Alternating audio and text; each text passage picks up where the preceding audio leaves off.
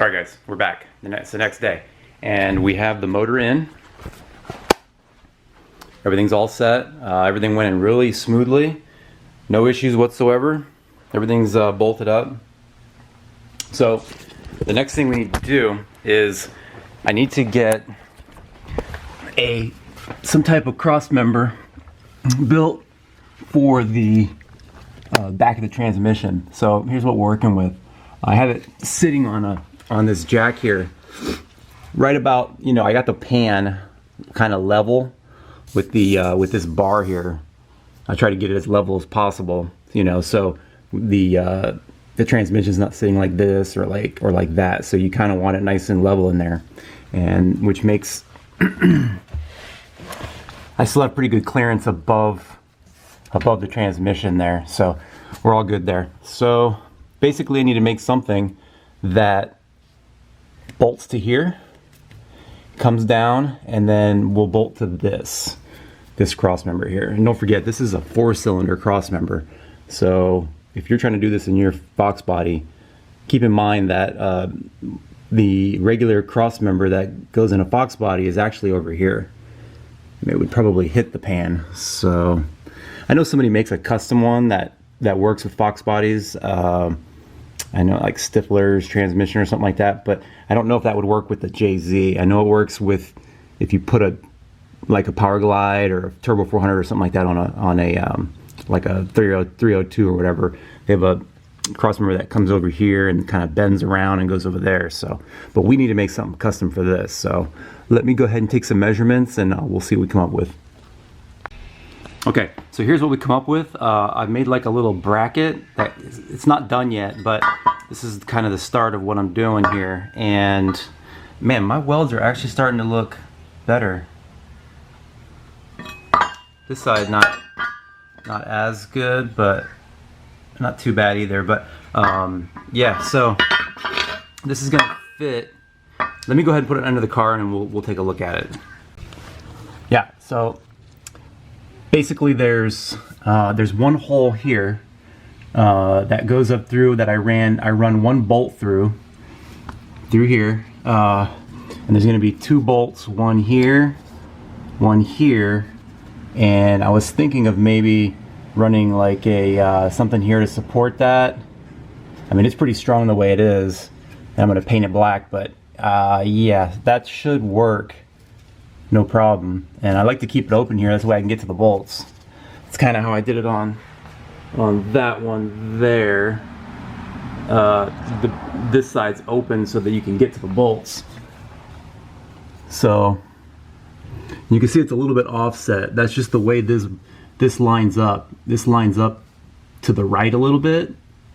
So yeah, right around here. So I wanted to center this over that hole. And then this is over a little bit, but it shouldn't be a big deal. So yeah, I think that'll work. I'm gonna have to drill some holes in here, and then a hole here, and then maybe one more support here and here, or 2 more rather. And I think that'll do it. So let me get to work, and we'll come back and see what it looks like.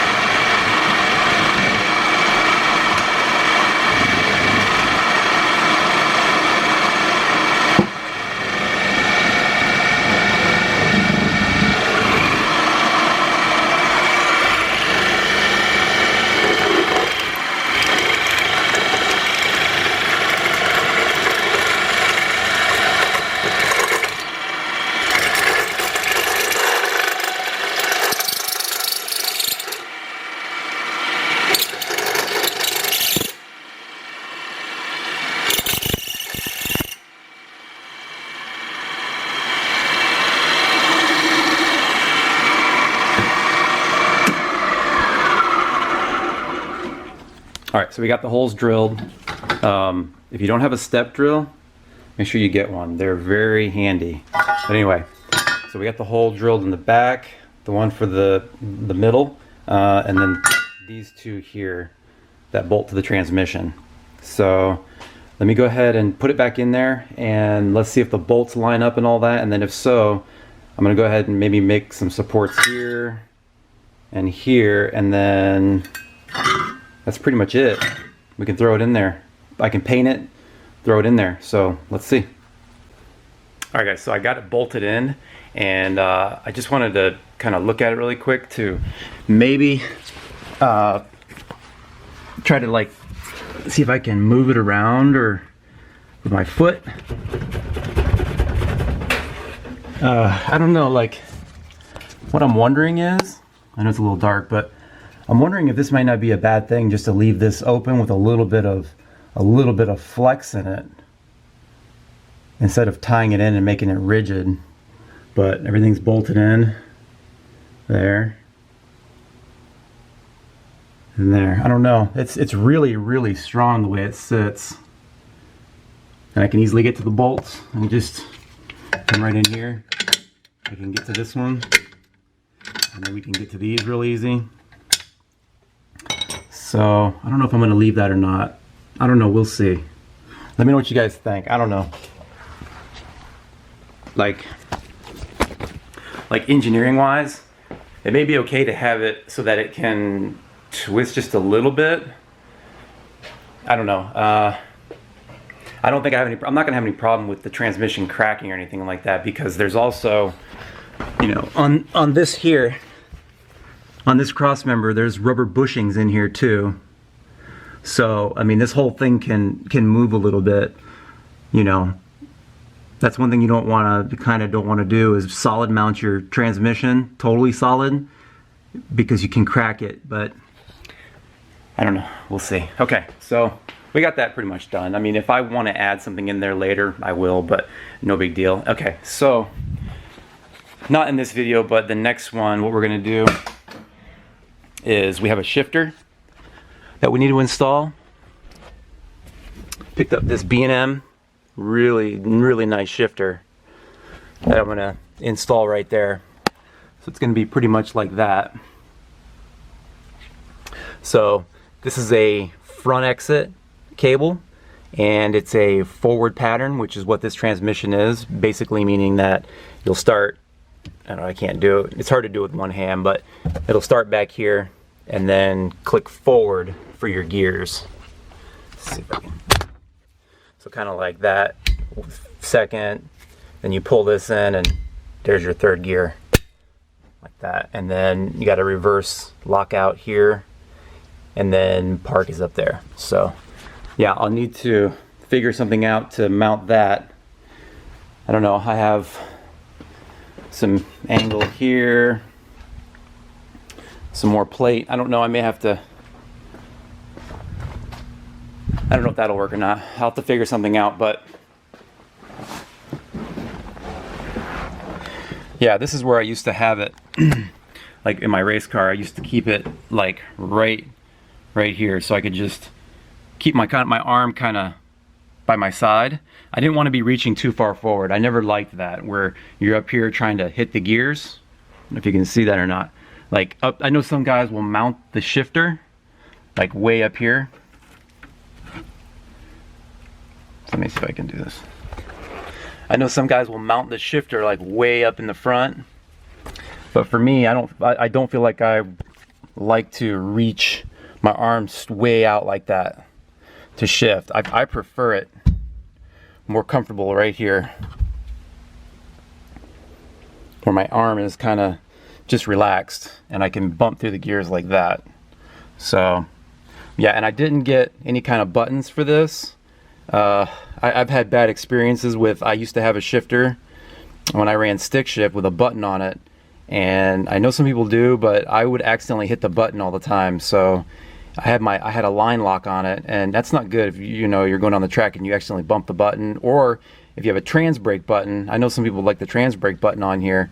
If you're going through the gears and you just bump that, you're hitting the trans brake. So I usually keep my trans brake, you know, I'll put like a switch on the, maybe over here on the steering wheel, or I've had it before where it was right here on the dash. And I know that may seem funny, having a trans brake button right there, but a lot of bracket racers do that. So yeah, a lot of bracket racers will put the trans brake button in their field of view. Okay, try to follow me on this.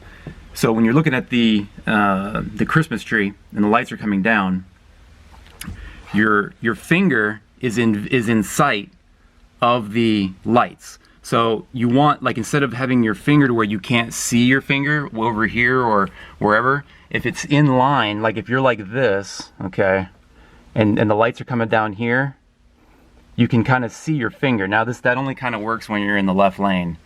Let's see. No, I can see it. I can see it when I'm over here too. If the tree's right here, you can kind of see it. But I used to cut really good lights doing that because you can see your finger. Okay, you know, you can get your finger off there really quick.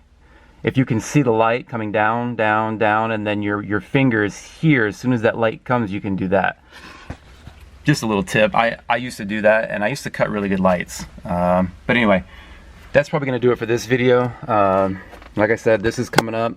We have to figure something out. I know someone was asking in the comments about what ECU I'm going to use, and it's probably going to be either the Haltech or the ECU Master.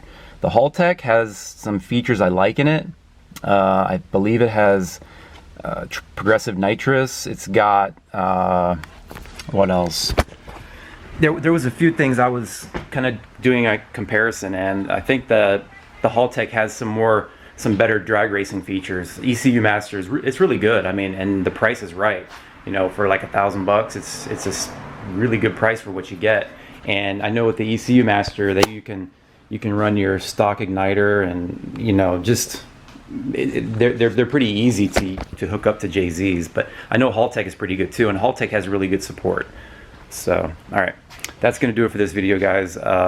We got the transmission mounted. Next thing is I'm gonna have to do the drive shaft U-joint.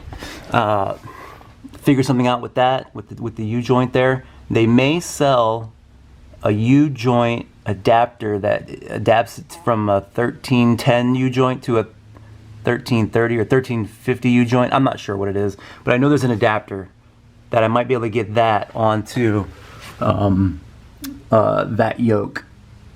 So I'll do some more research and see if I can figure that out. But anyway, hope you guys like this video. Hope you learned something. And don't forget to like, share, and subscribe. See ya.